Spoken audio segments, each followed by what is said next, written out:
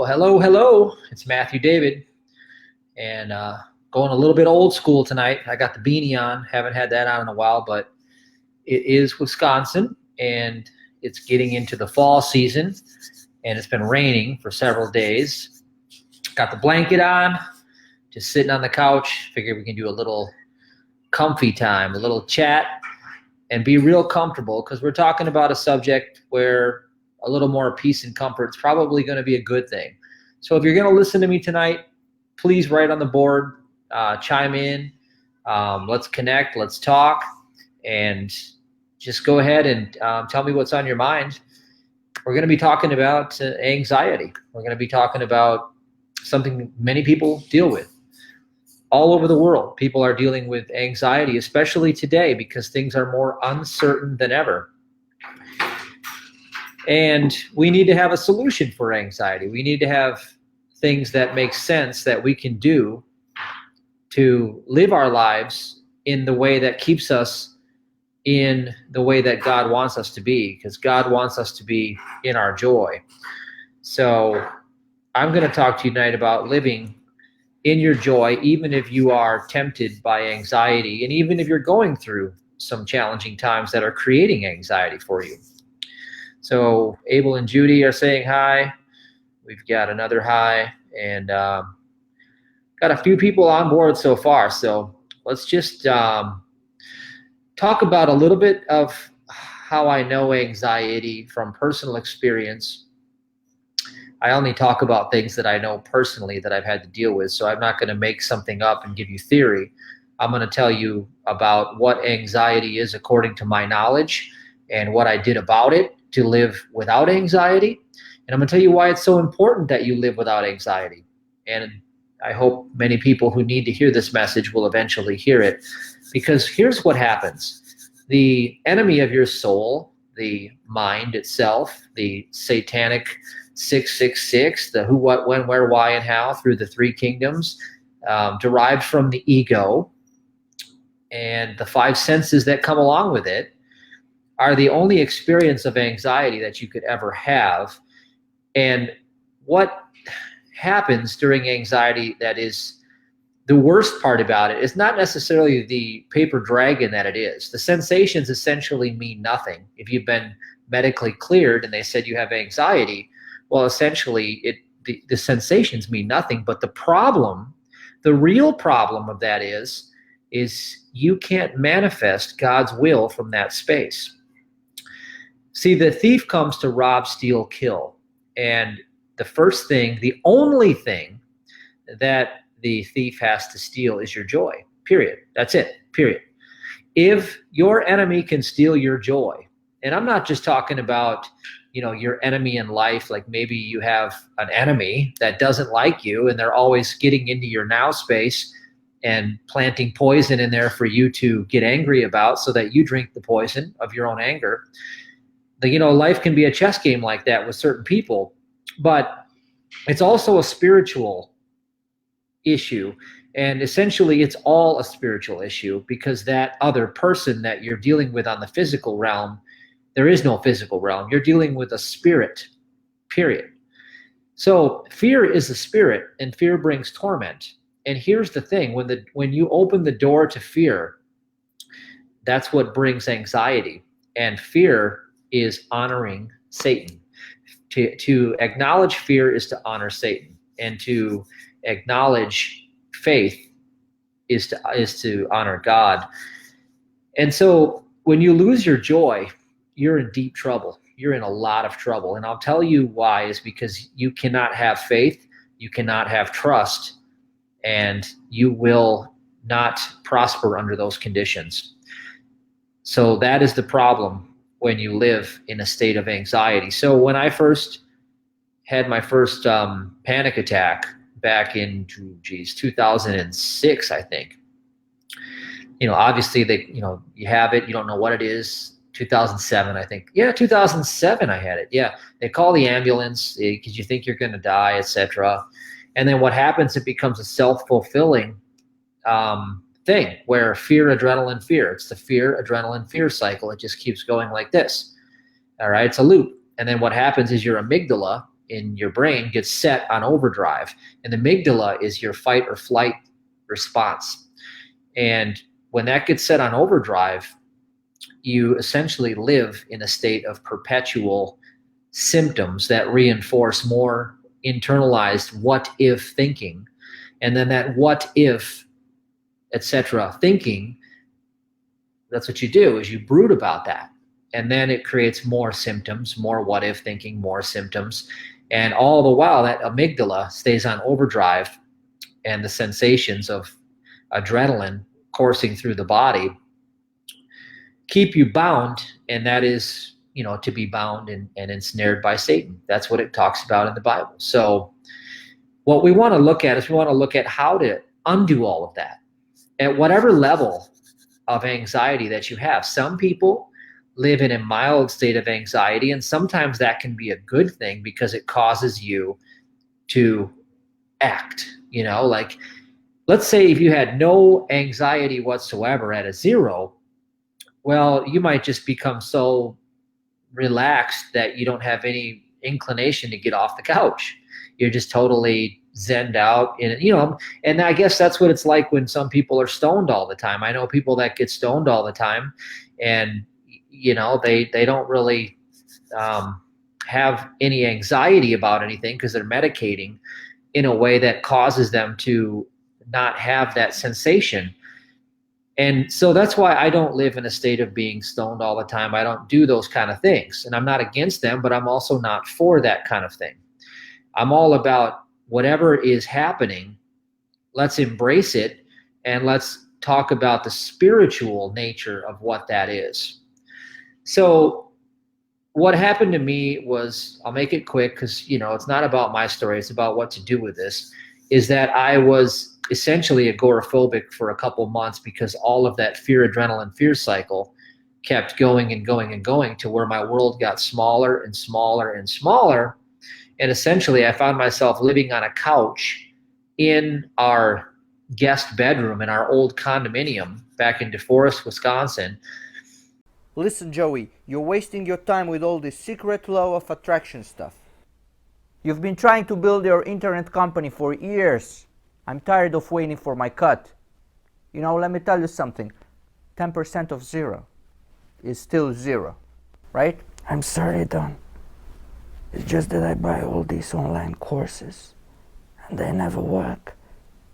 Then the old lady comes down on me for spending the money. I get negative and, it bothers me. That's all. It's a terrible situation. What can I do? Listen, Joey, I'm gonna send you to the rabbi, otherwise known as the hurt man, to put to rest this cycle of sabotage. He ain't cheap, but he gets the job done. That's what matters, right? So listen here. 9, 10, 11 of November, you're going to Madison, Wisconsin. And I had to quit work. I couldn't leave that room. I was scared to leave the couch. That's how bad it got. I would have to listen to people talk about their stories about how they got over anxiety all day to keep some level of faith alive because my symptoms were so bad in my body. They were so bad. Well, to make a long story short, I found out a lot of that anxiety had to do with the fact that I already had contracted Lyme disease by that point and didn't know it yet. But I didn't know that at the time. So I was just experiencing a lot of just hardcore anxiety. And how to get out of it, that's the important part, because people can say the sensations mean nothing. The doctor checked you out and he says you're fine. There's nothing wrong with you. They can say that, but that doesn't mean that it makes it easy for you. And so what I had to do was I had to look at a lot of different things. What did German New Medicine say about anxiety? German New Medicine said it was a conflict of danger in one side of my brain and then powerlessness on the other. And so essentially that creates like a mild sense of hallucination. And now I'm not a medical doctor. I'm not here to heal, prevent, diagnose, treat, or cure disease. So keep that in mind. This is for entertainment purposes only. Keep that in mind. I'm not here to treat you. I'm not a doctor. I will be, though, but not quite yet. So let me tell you about this. When that got so bad, I had to have my boss come and walk me out of the room. That's how silly this thing was, is that he would have to walk me out of the room, and we'd get in his SUV. And at the time, I was working at a gym, and he'd drive me to the gym. I couldn't have any caffeine because instantly when I had caffeine, it would trigger another panic attack. And I was always living in fear of that next panic attack. And I remember essentially I started to believe I could work again. I gave a tour of the health club, and I had a panic attack in the middle of the tour, and I ran out of the building. I literally, you never saw anybody run that fast. I mean, I looked like a sprinter in the Olympics. I was walking down, giving a tour, and I started like jaw chattering, shaking. I bolted out of the gym, ran, and bolted right back in through the other back door and hid in the corner. And I sat in the corner in my little huddle position. And that's when I said enough is enough. Because at the time, I had studied the Linden method from Charles Linden. I'd looked at, John Mercer's program. I had done all of these programs, and I realized that I had to do this. Nobody else was going to do this for me. This was all about me taking my power back. And then when I did decide to do that, I had to go into the fear and demand more of it, go counterintuitive, relax my body like I'm floating in a pool of water, just sit and relax every muscle so that it was floating, focus on the breathing. I had to work on keeping my breath so it wasn't restricting in the chest, and just work on some simple things. But most importantly, the battle was in my mind. You see, what I discovered is that when we look within ourselves and we have all of these what if worry-based thoughts, that's where the start of anxiety begins. And even before that, the start of anxiety begins at the level of the broken heart. That's what Dr. Henry Wright of Be in Health talks about, is that somebody that was supposed to love us but didn't allows the doorway for that unloving spirit to come in. And you see, that is the real issue. Now, the only way to combat that unloving spirit is to know the truth that you are omnipresent, omniscient, omnipotent, one with the one being. You never had a physical life. You never had a physical body. You are spirit. John 4:24, God is spirit. Right here, I challenge you to look something up. If you want to grow in wisdom and you want to really exponentially multiply your wisdom, I'll give you some secrets right now. You may or may not know this, but I was able to get some new knowledge this last weekend. Sabrina and I, we got brought into the order, the Sacred Medical Order of the Knights of Hope, and we got adopted by the Taino Indians, and we were given a great inside look at Scripture and a lot of where it came from, and a lot of the words that were taken out, how to put them back in. And anyway, right here, I printed off right here from the Pseudepigrapha. It's called Pseudepigrapha, Pseudepigrapha.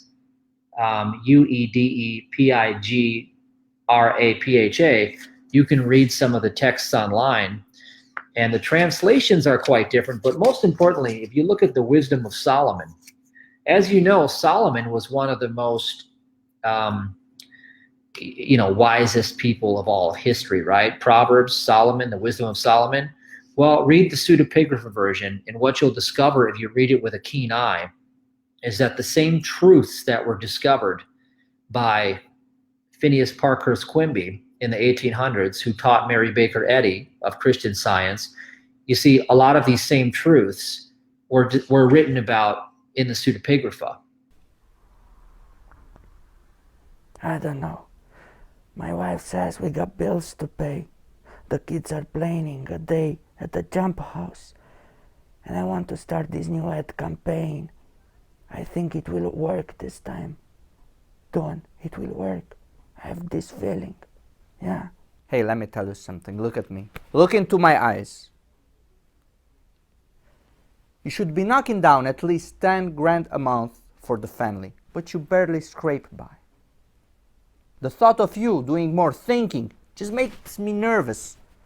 And I don't like to get nervous, you know that, right? Let me give you some business sense. You're missing at least 120 grand per year for achieving your goals. And you know why? Tell me. You know why?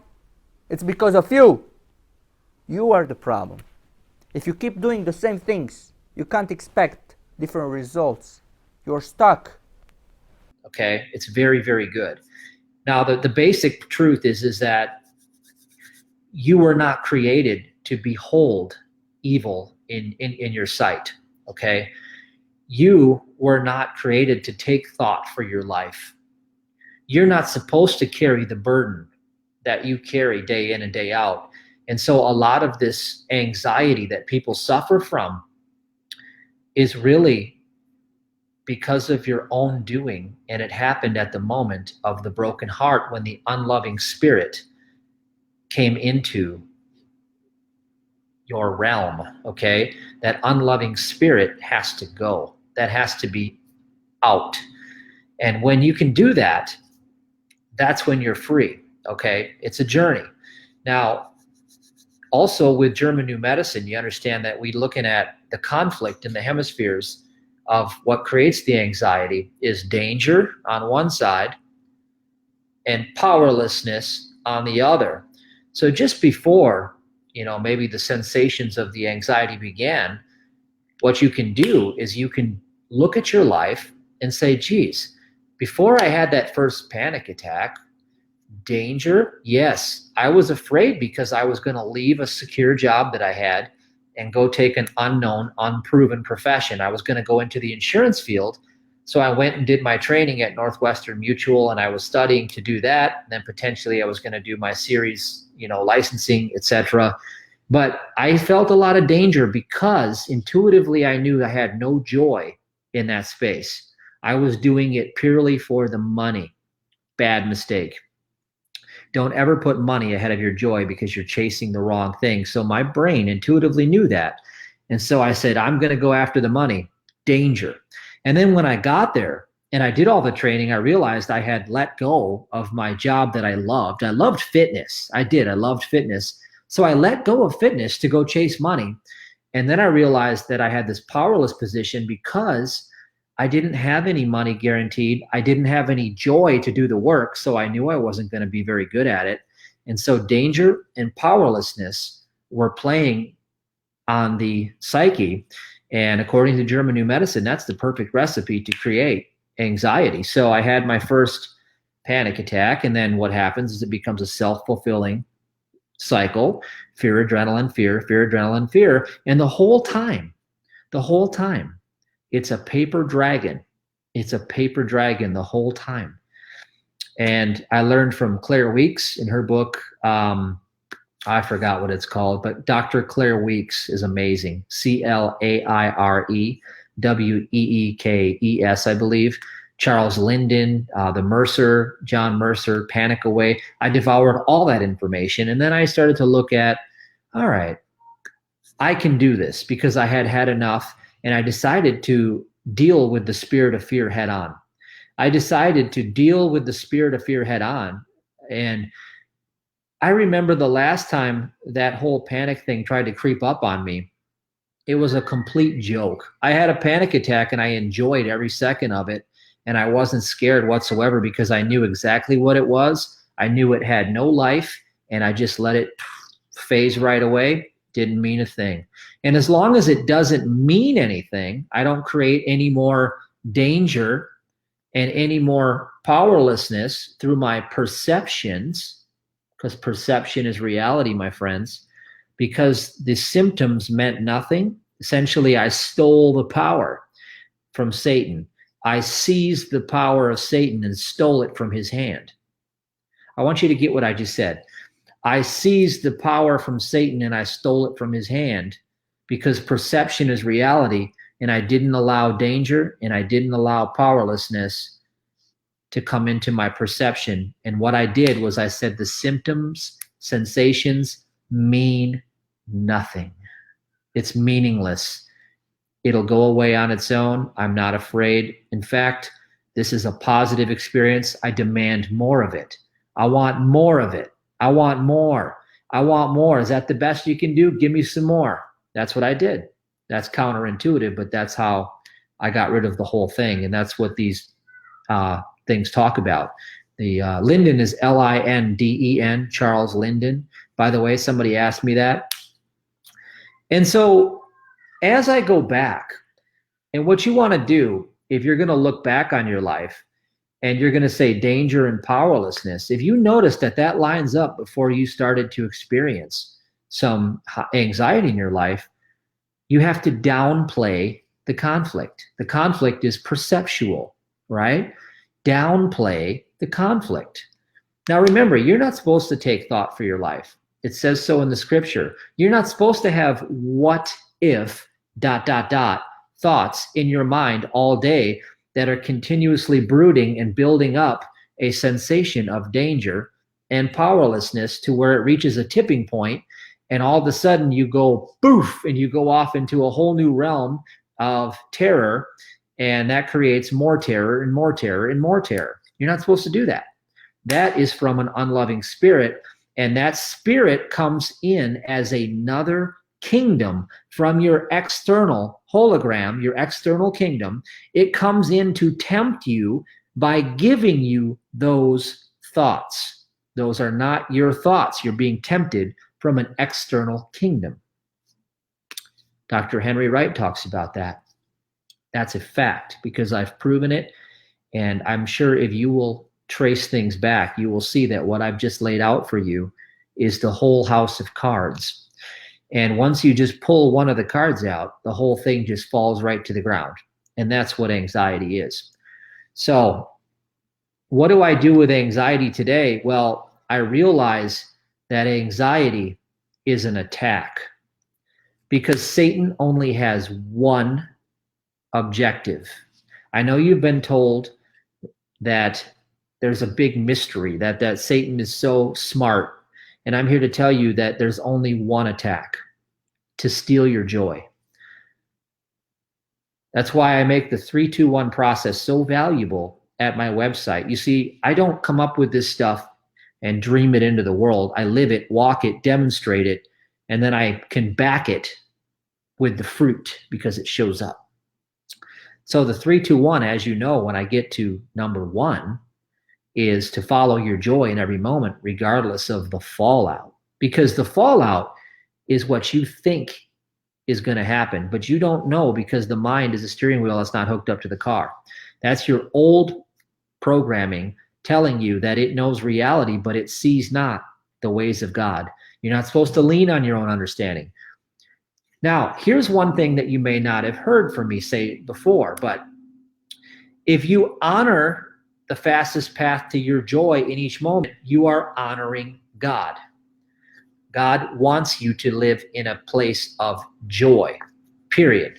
Read the pseudepigrapha texts, read any of the Bible, and look what joy means in the Bible, okay? I don't want you to be a bum. It hurts me when you say it like that, Don. You can't just put me on the shelf. Come on. I just got some problems that need to be fixed. I'm a smart guy. I'm ambitious. I want to work. I want to make it big. That's why I'm here, Kabish, to ask for your help. The rabbi is going to straighten you out, Joey. He's gonna take 2 of you into his workshop. But one ain't leaving. You feel me? He's gonna take that victim out of you and toss him into the river. I've been there. Let me tell you what I saw with my own eyes. He called Vic a lying worm, while Vic was saying he was doing things to better himself. Vic's blood rushed to his face. He was so red he became like a tomato. You know, he made him stand up and do 5 SETs, self-entrainment technique. And I saw him change. His old negative self died right there in front of me. Joy is the will of God for you. The will of God is an attitude and not a place. Now, the enemy only has one goal: steal your joy. If you lose your joy, you lose your power. You lose your ability to have faith, which is your miraculous power. So instantly your miracles are taken away from you. Satan takes your miracle power away from you. The minute you lose your joy, miracles are off the table. Goodbye. Done. All right? And guess what? Trust. Goodbye. Done. When you lose your joy, that happens. Let me look at this pseudepigrapha right here. Verse number 2 in Wisdom 1 of Solomon, pseudepigrapha, manifests himself to those who do not distrust him. Now, what do you think happens when you lose your joy? You distrust God. And by distrusting God, you serve Satan. This whole book is talking about how man comes to serve Satan by being wise in his own eyes and living through the five senses and trusting in the things which are not of God. Now, if you want to live in the blessing, you have to stay in your joy moment by moment, because that's honoring God. Because God shows up in that space. God is in the space of joy, and outside of the space of joy, no God. God's presence is not outside of joy. God's presence is inside of the joy. So once you get that, you fight militantly to preserve your joy, because you will be attacked. And when you are attacked, your human instinct is going to turn in and say, what if? And if you find yourself doing that, you are leading yourself down a path that will be a very hard path, because you will lose your joy and you will birth a spirit of fear, and anxiety will become your constant companion. And when anxiety is your companion, you no longer live in the blessing, you live in the curse. The curse is the five sense mortal reality. God is immortal, eternal. You are living outside of God's will, and therefore you can't expect to live in the miracles from that place. So when you're in that place, pleading and begging and hoping for more, just remember that you're still in that place. Now, when your heart goes to God and you say, I've had enough, your heart, I've had enough, like I did. I won't live like this anymore. I won't let fear tempt me out of the blessing of God. I believe you wholeheartedly, God. Help me. Give me the strength to believe you, because I'm going to stand strong on your word that God has not given me a spirit of fear, but of peace, love, and a sound mind. That is what the word says. I believe the word. I speak the word. I stand on the word, and I act from my joy. Even though I can only squeeze out 2 minutes of joy because I'm tormented from my old sin of allowing fear to come in, I'm going for that joy.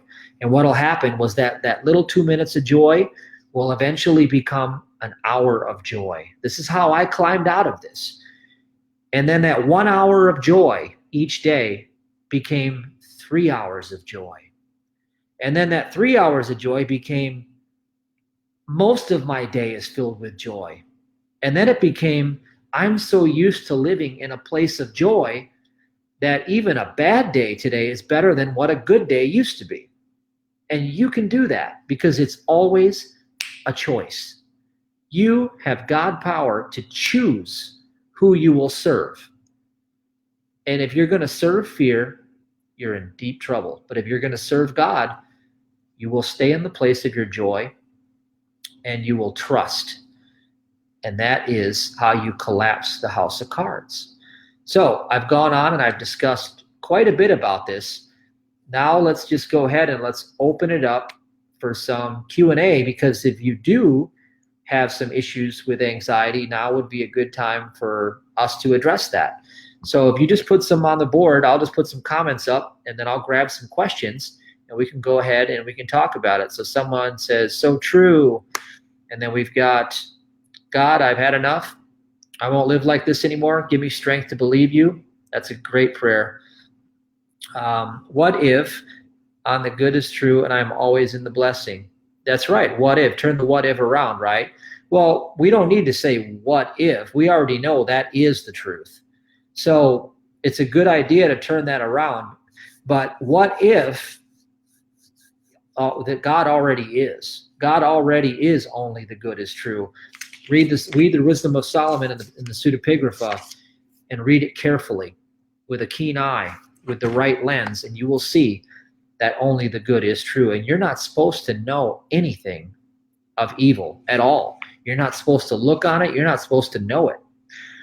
All right? It says, for he created all things that they might exist, and the generative forces of the world are wholesome, and there is no destructive poison in them, and the dominion of Hades is not on earth. Okay? This is the most ancient of all transcriptions with the most powerful language transcribed right there for you. Even if you read the King James Version, even if you read the New International Version, you're going to see the same message if you know what you're looking for. So that's right. We got abandonment issues no longer. Of course, you should not have abandonment issues, because how can God abandon itself? Your true father is God. Your earthly father is not your father, because you never had a physical life. You're supposed to honor everyone as you're honoring God, period. Honor your mother and father, honor others, and honor God, but it's really just about honoring God all day, every day. Praise God. All right, so what else we got here? Any more questions up here? Anybody want to, let's see what we got here. 3, 2, 1. We've got, let's see what this comment says. Anxiety, attacks. Satan only has one mission, to steal your joy. That's right. All he has to do is steal your joy. The minute Satan steals your joy, it's over. Period. That's all he has to do. One thing. One thing. Get you in frustration, anger, fear, discouragement. The minute you get into any of those vibrations, you're like a boxer that's already on the ropes and you don't even know it. Because when you're in the presence of joy, that's when you receive miracles, because God is the God of miracles and God is the God of now. God is always the God of now and miracles, increase and blessing. That's the nature of God. Remember the story when the nutrition store I had was failing and it was going down, and everybody in the world system wanted me to do things like increase my advertising, go hand out flyers, and none of it felt joyful to me, none of it. So I didn't do it. Playing my guitar in the back room felt like joy to me, but to the mind, that was the stupidest thing I could have ever done. To lock the door and go in the back room and play guitar. The mind said that was the dumbest thing I could ever do. Well, the mind is what was causing the problem. So I denied the mind. I went in the back room and played the guitar, and guess what? In the place of joy, God gave me the revelation to solve the problem. And then, bam, 6-figure income immediately. What I saw next was beautiful. What emerged was great. For the first time I saw Vic in his power. He became a real man. I don't know how he sat down in that chair with cojones that big, but it just happened. It happened like this. Boom. The rabbi has a special weapon that he's gonna bring in November, and he's gonna show you how to use it. You've got only 2 choices. Stay stuck and think yourself into more suffering, or be transformed. I highly suggest that you take option number 2 and get your paper up, Joey. See, when you understand that you step into joy and you're honoring God, that's when you get revelation, because you are honoring God and trusting God and recognizing that only the good is true. When you do those things, you are in the blessing again. And the blessing is all encompassing. It knows no lack. It knows no problem. It is a God of solutions for you right now, always eternal, and you are of it. And that's where your free will comes in. You get to choose, and you always get to choose in this moment, so it doesn't matter what you think happened in the past. You don't have a past. When you change the present moment, you change the quality of your life, and it rewrites the past and it changes the future, because there is no past and future. There's always now. It's always about the quality of this moment. So we got some here. I had a panic attack and was taken to the hospital and almost got 3 days. I didn't know what was going on, but by God's grace, I'm fine now. Thank you, God. Good. So there you go. I mean, panic attack is essentially meaningless. It means nothing. It's just what happens when you've had enough fear, adrenaline, fear, and the amygdala goes whoops, and it's in that stuck position where it's like overdrive, and you have a big, massive adrenaline dump, and you've got like 30 seconds of adrenaline pumping through your veins, which creates all sorts of sensations in the 5 senses. But essentially, it means nothing. And it can be a quite pleasurable experience. You know, the last time I had it, I demanded more, and I relaxed my body like I'm in a pool, controlled my breathing so I didn't lock up and restrict. And I said, give me some more. Give me some more. Hold the breath at the top and then let it out slow for seconds, 7 seconds, like.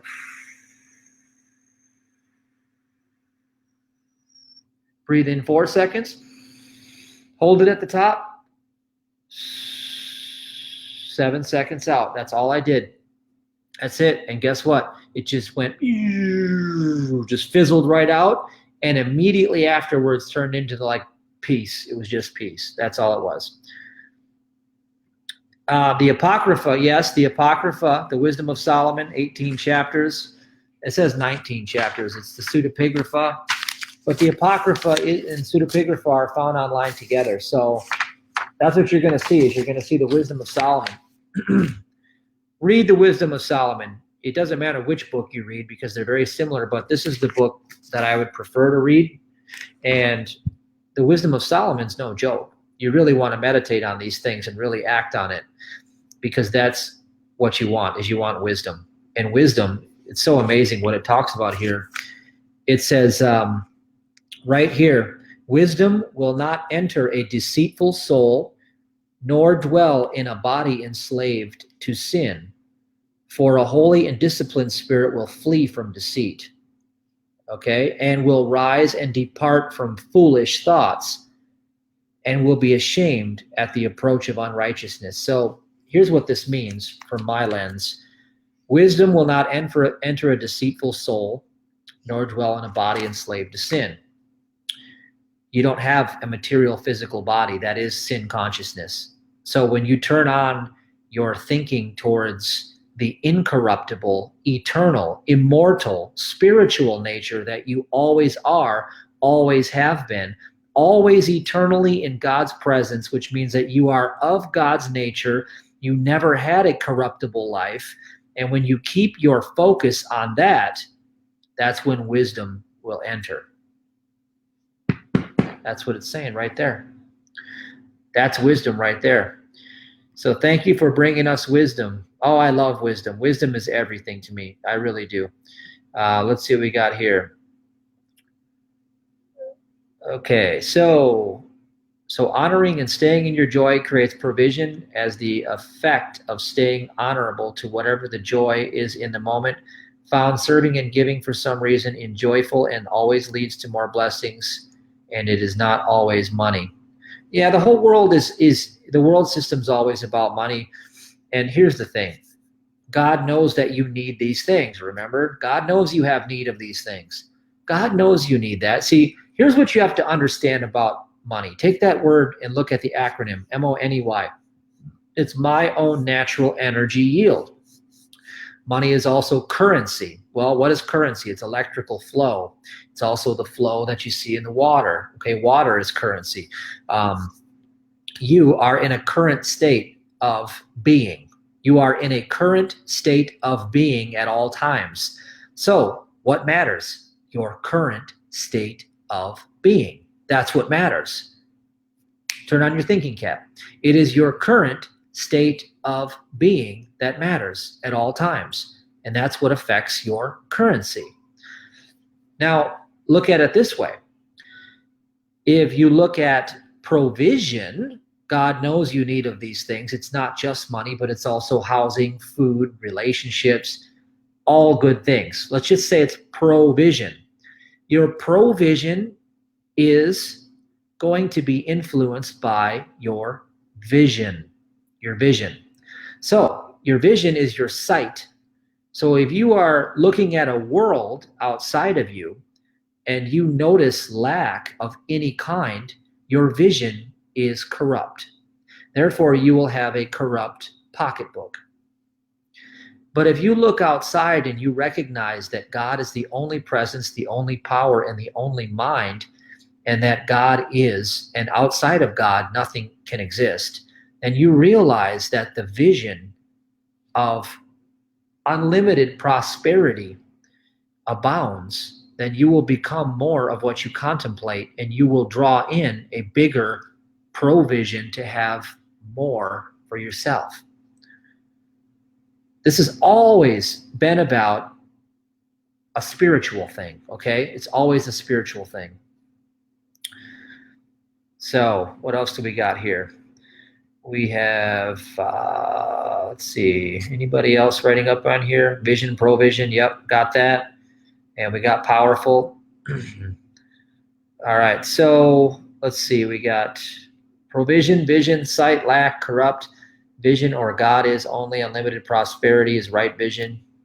Well, you got that right. God doesn't know anything about any lack. God never, there's no, how can you measure and quantify a lack? It doesn't exist. There's only varying levels of provision that you are manifesting or are in your sight. So when I go and the world consciousness would say we are in an area of extreme lack and poverty, I don't see that. I don't see that at all, because I know that God doesn't have any of that in his essence. That's not the truth. That is a distorted lie. That is an appearance of deception. And so as long as I don't buy into that hypnosis, then it cannot come from my external kingdom into my internal kingdom where my joy is kept. And see, that is how the enemy usually steals your joy, is the enemy will give you something in your external kingdom. Let's say this is a bill that you weren't expecting, and put it right in front of you. And instantly, if you aren't trained to know what to do, you'll say, uh-oh, and fear will come in and steal your joy, because you will buy into the appearance of whatever the suggestion is on this.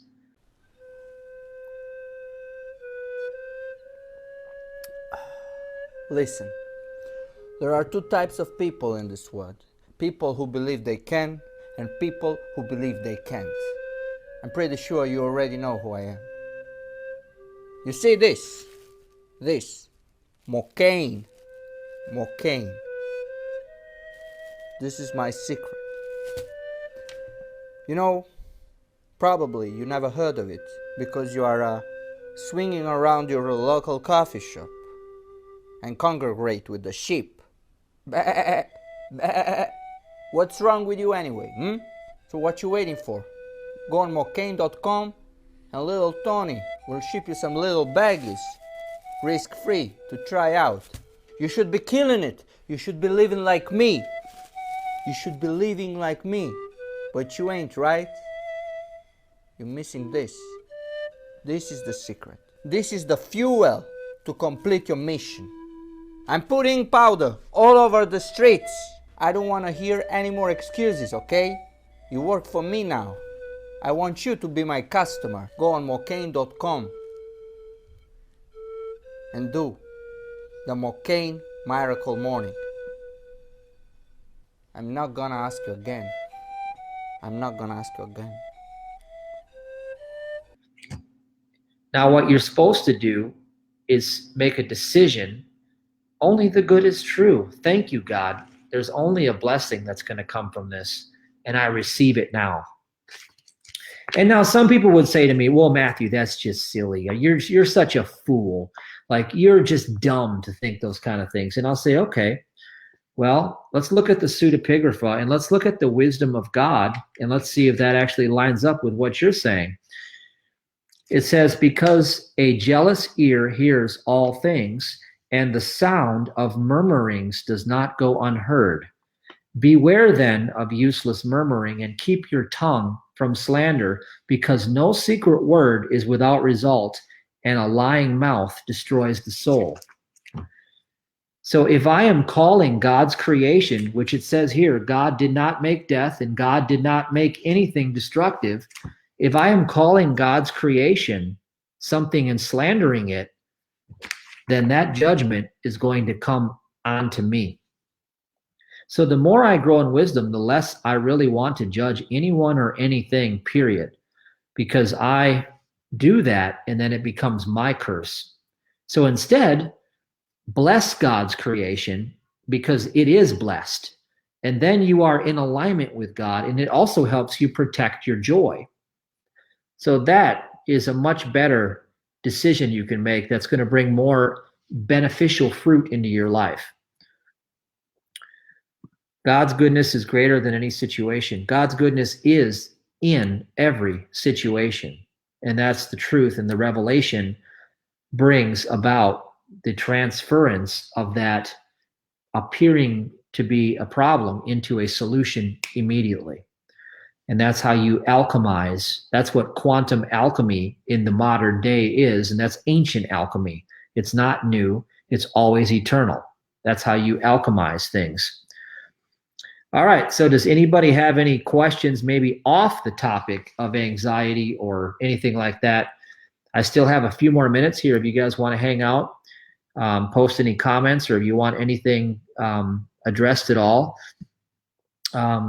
I suppose I'll throw a plug in. I always got to plug this because it's getting close. If you guys want to really grow and you really want to learn, come to the Spiritual Millionaire Workshop if you can afford it. And if you can't afford it, well, then check your vision, because your provision needs to be in alignment with a new vision. And that's something you can work out, because you should not be living in lack. Okay. If you've been following my work for some time, you should not be living in lack.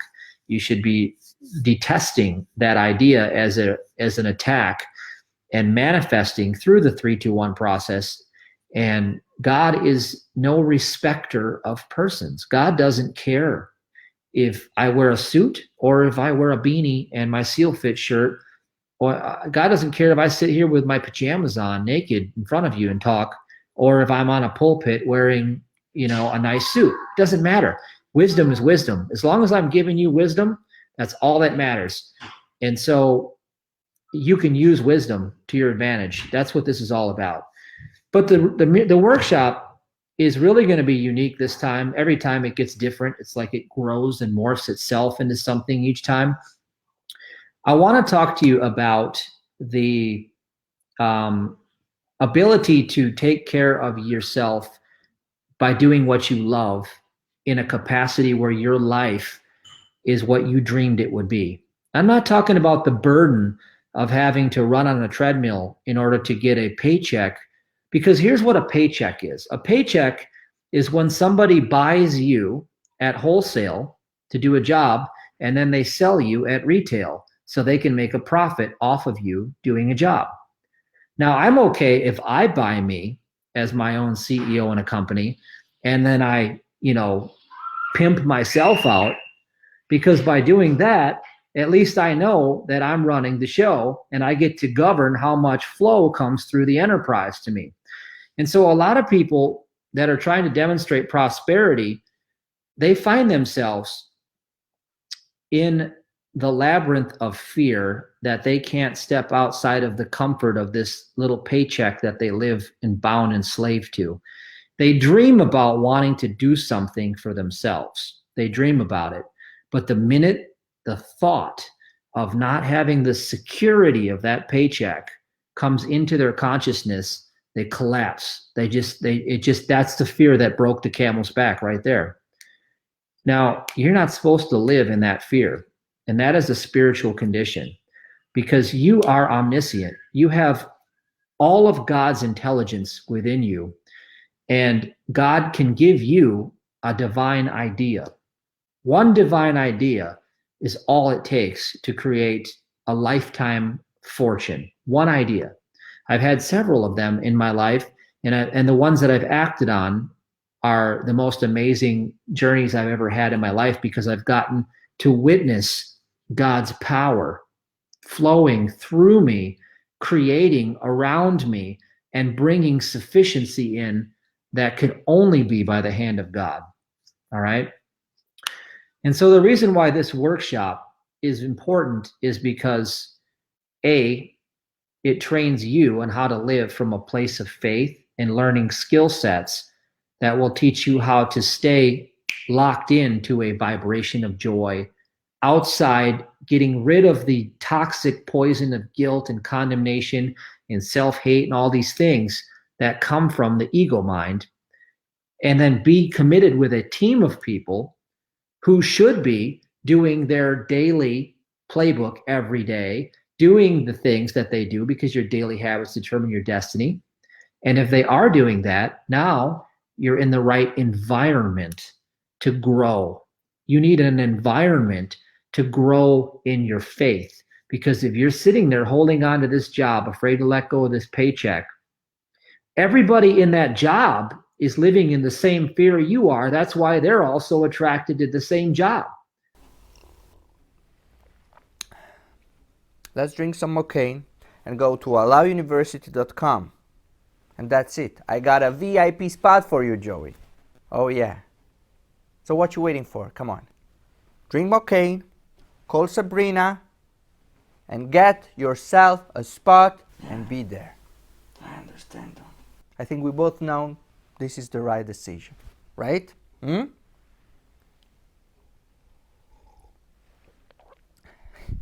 Of course. Thank you, Don. Thank you. I'm gonna drink some MOCAINE. My smart guy. My Joey, now I recognize you, finally. Come on, let's do this. Let's do this. You know what? I'm gonna call Sabrina. Let me call Sabrina. For you. Hey, who's there? Oh, this is Paulie. I think he brought some MOCAINE for you. Are you ready to join the ride?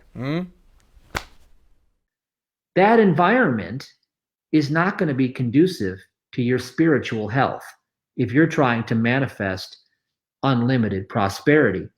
So you're going to have another environment that's going to be conducive to your unlimited prosperity. And you'll get that at the workshop.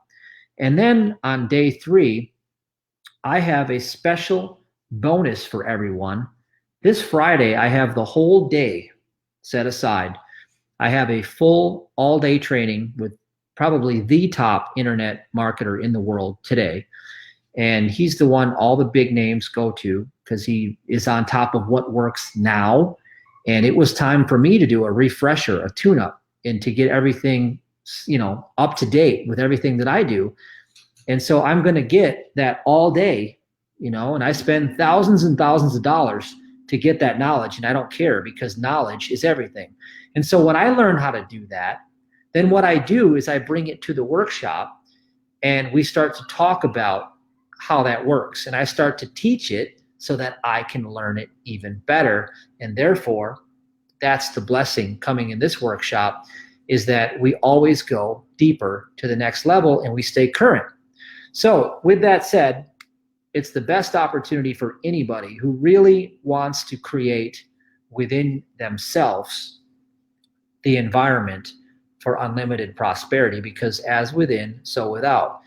If you don't know what to do, well, then come learn what to do. If you don't believe in yourself, well, then you might want to do something about that too, because most people are in their job with their paycheck and they don't believe in themselves. At the end of the day, they say they do, but they don't. They don't believe in themselves. And that is a really, really bad idea, to not believe in yourself, because if you knew who you were, and you knew who you were accusing of not being good enough, read the pseudepigrapha. Pay attention to who you're accusing of not being good enough, smart enough, young enough, etc. And zip that lip and get away from these people as best as you can that are dragging you down into the mud, because they're also attracted to the leftovers of somebody else's fortune. So I'll leave you with this story, is that one day Joey was talking to his mentor, Don, and you can see the story of them on the group, the little 5-minute skit I did about the Millionaire Workshop. So Joey is like, hey, Don, I could really use some help. I'm struggling. And Don says, okay, here's what we're going to do. Let me take you and show you something. So Don drives Joey up to the top of the hill, and he points over and he says, do you see that mansion on top of that hill? And Joey says, yeah, I see it. And Don says, if you keep working as hard as you do, one day that'll all be mine. Now think about that. That's what you're doing over here. If you're working for somebody else, now you better put money to work for you if you're working for somebody else, because you're not going to get there on your labor. Nobody gets wealthy and free on labor, period. You can only do it through residual exponential growth of some kind. And that's my wisdom for you. I'm not a financial advisor. I'm not giving you financial advice, but I will tell you this. My grandfather, who was a highly educated immigrant, by the way, he would have been captured by ICE by now if that was the case. He would have been done. But anyway, he came from another country, and he had to go work a lowly job because he couldn't use his doctorate in this country, okay? He had a doctorate, but he couldn't use it in this country. So he worked in a factory, and he worked his butt off. And he taught me the most hard-nosed work ethic I have ever discovered, okay? And he, one day I had the flu during hockey season. He made me go to hockey practice. He didn't take any excuses, none whatsoever. You either did or you didn't. There was no gray area. And if you make an excuse, you better be prepared to get that whooping that day, because there is no excuse that is acceptable. And that was fine with me, because I knew he loved me. He really wanted the best, and he created a work attitude that is relentless in me. But here's the thing. That work attitude, he worked his butt off. And he told me his whole life that when he retired, he was going to live his dream. He had a modest dream. He just wanted to get a little Mazda Miata and take my grandma and travel and just love on her and just spend time with her, because he'd already raised his kids. Then he had to adopt me and raise me because, my father opted out. So he had to raise me, and then he was just waiting for that moment. But you know what happened when he died? He worked his whole life as a slave. I said as a slave, worked his whole life, and then he died immediately after he retired, dead, within a few months. You know what he said to my grandma when he died? He looked at her, and he looked at me, and she had tears in her eyes, and he shook his head, and he looked at my grandma, and he says, don't let him do what I did. He goes, make sure he lives his dreams. You make sure he lives his dreams. And he died right there. I was like 12. I didn't know how to interpret it. I didn't talk for 6 months after he died. I couldn't. I was so pent up, so much sadness and grief. That was like my second father figure that was gone.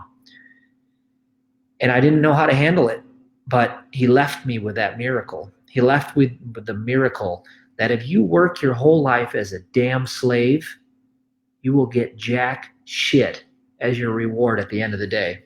And I hate to swear, but I'm telling you the cold, hard truth. And if you don't do something about it, nobody else is coming to save you. Nobody. And that's the fact of the matter. So you need to save you. You need to get trained, and you need to come into your power. And if you have anxiety, you need to get rid of it, because anxiety is stealing your joy, and it's robbing you of your miracle power to go ahead and take that quantum leap out of slavery and suffering into the freedom that you've been dreaming about. So that's what I want to tell you. And it's very, very, very important that you receive that message, because that was the gift my grandfather gave me at the end. That was the biggest gift right at the end that he gave me. And I want to give you that gift. Now, you know what it's like to have a 7-figure income? Let me tell you what that's like. It's the same as having, let's say you're being 9 years old again, and it's 2 weeks before Christmas, and you wake up in the morning and you're like, ooh, I'm so excited. You know, like life is freaking amazing. I got like 2 more weeks. I can see the presents under the tree. They're already there. Can I just peek? Can I rip the corner just a little bit? Can I please open one? Can I please? Can I please? That level of excitement is what it's like when you start to prosper in your own enterprise. And that is what you're missing. It's not about the 7 figures. It's about what you can afford to become and do with the 7 figures. Okay? 6 figures, I don't care what it is. If you live in a third world country and you're making 50 grand at your own business, you're already rich. If you live in New York and you're making 7 figures, you better go for 8. Okay? It's all relative to where you live.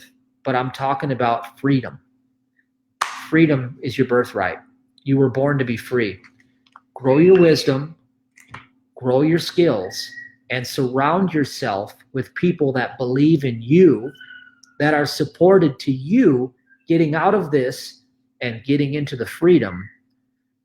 And then you'll see miracles happen as you come into your joy and you act on your revelation and your inspiration, and people start to support and believe in that with you.